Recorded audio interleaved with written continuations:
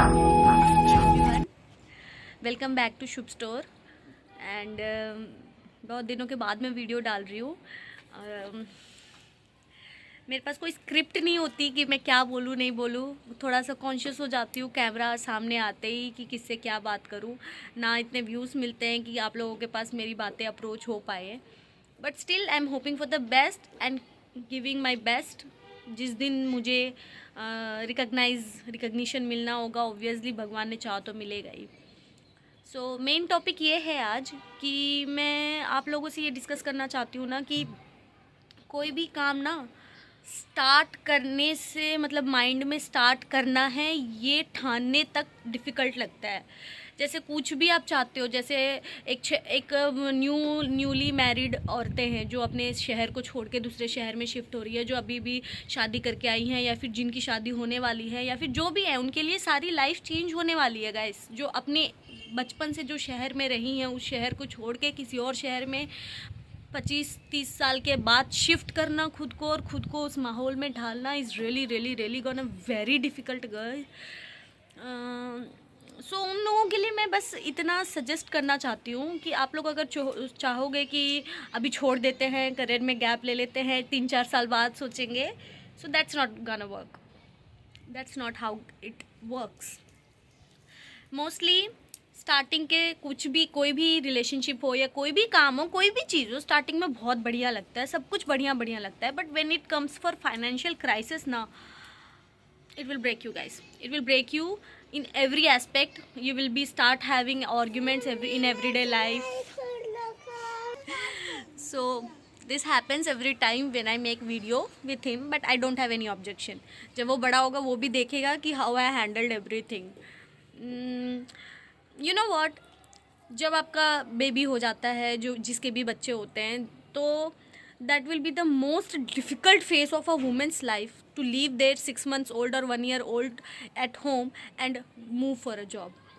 Parents दोनों के लिए डिफ़िकल्ट होता है, पर फादर्स के लिए इतना डिफ़िकल्ट नहीं होता है, बिकॉज फादर्स गोस विद एक हफ्ते के अंदर वो जाने लग जाते हैं, तो they will be get habituated, they won't get that much of attachment, और उनको आदत होता है और उनको निकलना पड़ता है। That is the moral responsibility of every father.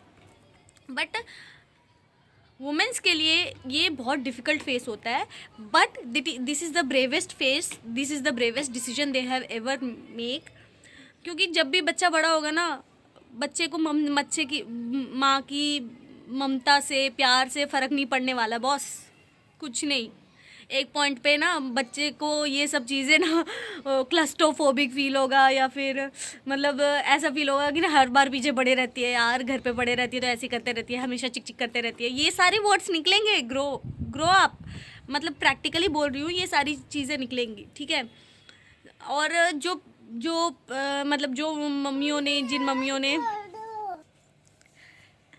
Sorry for disturbance, तो जिन मम्मियों ने भी ये डिसीजन लिया है ना कि मेरे को अपने जॉब नहीं छोड़ना है, जॉब सेक्रीफाइस नहीं करना है, ब्रो हैट्स ऑफ। आपके अगर पेरेंट्स हो, आपकी मम्मी हो, आपकी सास हो, आपकी मदर इन लॉ हो, किसी का भी हेल्प लो। मैं ये नहीं कह रही कि बच्चे को प्रॉपरली छोड़ दो, but this is also for children only. कल को बच्चा बड़ा होगा ना, तो आपसे ये उम्मीद रखेगा कि आप उसके एजुकेशन को फ़ंड कर सको, उसके खर्चों को फ़ंड कर सको, उसका बिजनेस कुछ करना हो तो उसमें आप फ़ंड कर सको, उसके ड्रीम्स को परस्यू करने में आप हेल्प कर सको। This is the only thing what a child aspects from their parents. Obviously they crave for love, but ऐसा नहीं है कि जो वर्किंग होते वो प्यार नहीं करते अपने बच्चों से। Everyone have their kind of love for their children, and whatever the parents do for their children is out of love only. So what I'm trying to tell you guys is, for women of today's generation, financial independence has become a necessity. This is not a luxury. Nobody can demand, or not anyone is stopping you to do such things. ना in-laws रोकते हैं, ना husband रोकता है, मतलब ये permission वाला माहौल ख़त्म हो चुका है. So what is stopping you girls? Please don't underestimate yourself.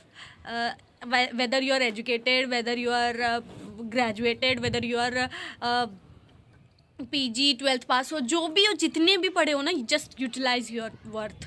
आप बहुत सारी चीज़ें कर सकते हो, ब्यूटिशियन बन सकते हो, टेलरिंग कर सकते हो। There are many options for womens in this world, and we just need to utilize it. We just need to recognize our ability. We just need to step forward for our future, for our great betterment. और ये सारी चीज़ें ना मतलब बहाने side रखो, just put a kind of mindset that your husband is not the only one who is a money maker. You should also be something to help him actually, not to show anybody's worth. किसी के worth दिखाने के लिए काम करने की ज़रूरत नहीं है, किसी को अपने आप को प्रूव करने के लिए काम करने की ज़रूरत नहीं है। Just to use your ability, use your talent, use your like ये नेसेसिटी है, बस इतना दिमाग में रख लो कि ये ज़रूरी है। जैसे आदमियों के लिए, जैसे हस्बैंड्स के लिए, जैसे बॉयज़ के लिए ये ज़रूरी है कि step out of the house and make something, make money. तो ये सिर्फ गर्ल्स बॉयज़ के लिए नहीं है, ये एक ह्यूमन बीइंग के लिए, सर्वाइवल के लिए है, that you need to work, then you will be lead a decent life. क्योंकि आजकल ना महीने का लाख रुपए से 1.5 लाख रुपए बेसिक खर्चा है मिडिल क्लास का। बेसिक खर्चे, स्कूल फीस, रेंट, EMIs वगैरह वगैरह, बहुत सारी चीज़ें हैं जिसमें आप सेविंग्स का स भी नहीं कर पाते। So this is very important ladies. And there is a saying by Dhirubhai Ambani that great entrepreneurs take risks to get succeeded. मतलब अगर रिस्क नहीं लिया ना तो मतलब आप वो चीज़ों को करने का डेयर ही नहीं होगा। एक कैलकुलेटिव रिस्क लाइफ में लेना ज़रूरी है। आप इन जनरल लैंग्वेज में ही समझ के देख लो कि एक प्रॉपर कैलकुलेटिव रिस्क नहीं लोगे, एक प्रॉपर मतलब डरते डरते सोचते रह जाओगे ना कि ये करेंगे तो क्या हो जाएगा, वो करेंगे तो क्या हो जाएगा, मतलब परिणाम के बारे में सोचते रह जाओगे ना, तो you will never gonna do anything. Don't think about any kind of success होगा, फेलियर होगा, जो भी होगा। फेलियर होगा तो एक अच्छा लेसन मिलेगा, सक्सेस होगा तो भाई वारे न्यारे। इसीलिए take risk, take steps, start today and don't get afraid of anything girls. You are beautiful, you are charming, and you are strongest personality, and you are confident. Confidence is the only jewelry that a woman can wear to look elegant. I believe that. And be confident. The confidence will come from the independency.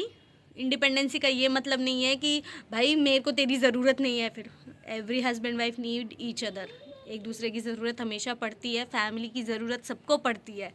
But financial independency और family dependency, emotional dependency का कोई लेना देना नहीं है। ये सबको चाहिए होता है, सिर्फ लड़कियों को नहीं, सबको चाहिए होता है।